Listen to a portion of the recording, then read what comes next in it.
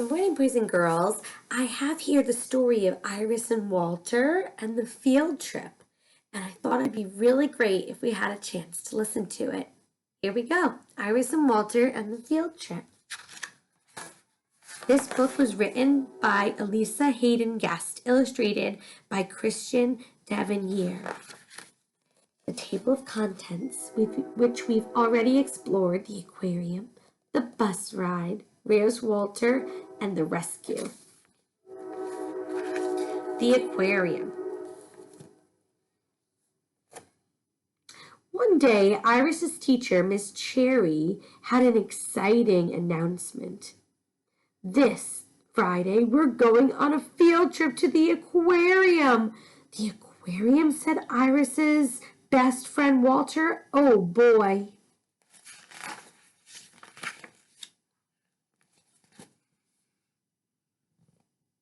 Are we going to see the sharks? Asked Betty.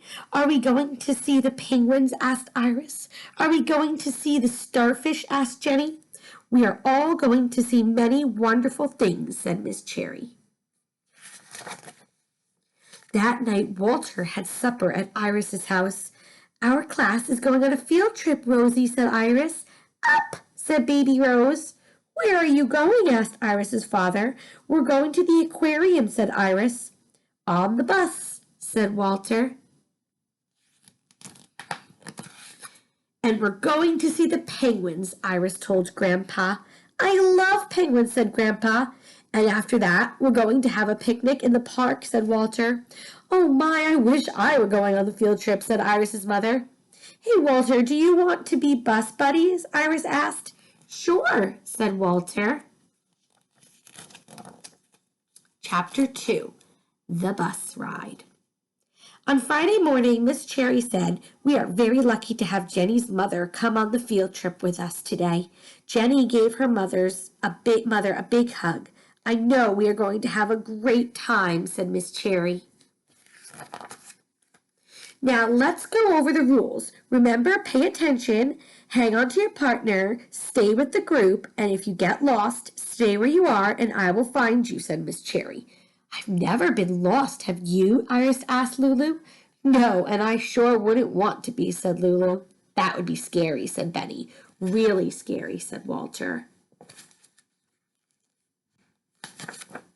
The children climbed aboard the school bus. Iris and Walter chose the very last seat. They bounced up and down. Benny told knock-knock jokes. Lulu made up silly fish songs. Everyone was happy and excited. Nobody thought any more about getting lost. Chapter 3. Where's Walter? When the bus pulled up in front of the aquarium, Iris said, Look at all the people. Hey, Walter, said Benny. That boy is wearing a shirt just like yours. He is, said Walter. Now, children, it's very crowded here, so keep your eyes on me, said Miss Cherry. The children walked down a dark hallway. Everywhere they looked, there were fish. Ooh, they whispered. That's kind of neat, right? Looks like a fish tunnel.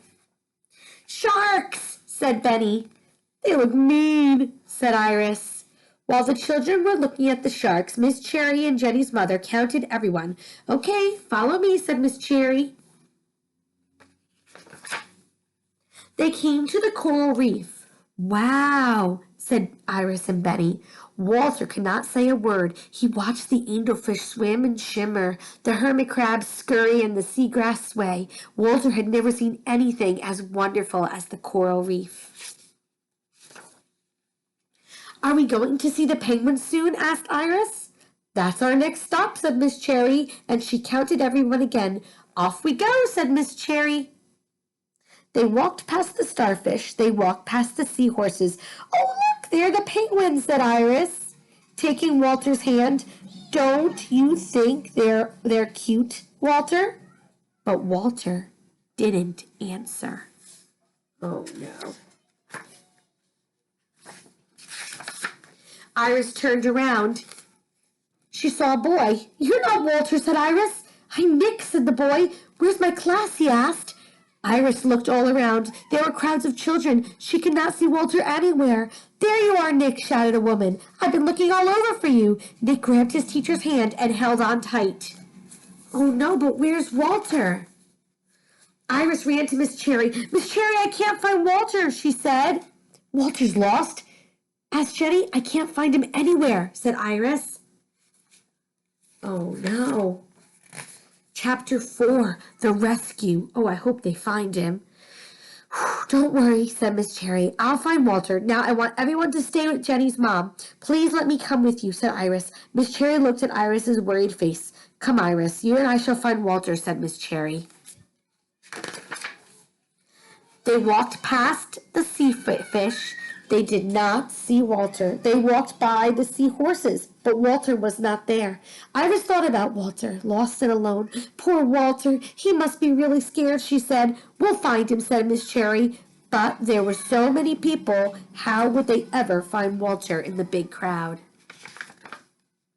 Suddenly Iris saw him. "There he is! There's Walter!" she cried. Walter was still standing in front of the coral reef, watching the fish swim around and around. Hey, he doesn't look worried at all. "Walter, we've been looking for you everywhere," said Iris. "Huh?" said Walter. "I was so worried," said Iris. "Why?" asked Walter. "Because you were lost," said Iris. "I was?" he asked. He didn't even know he was lost. Iris and Miss Cherry gave Walter a big hug. "I'm very happy to see you, Walter," said Miss Cherry. "And now I think it's a good time to have our picnic, don't you?" Outside, the sun was shining. Iris and Walter played tag with their friends. They sat under a tree and shared their lunches. "Time to go," said Miss Cherry. When the bus pulled up in front of the school, Grandpa was waiting. "How was the field trip?" he asked. "It was fabulous," said Walter. "I saw angelfish and hermit crabs, and Walter got lost," said Iris. "Oh, no," said Grandpa.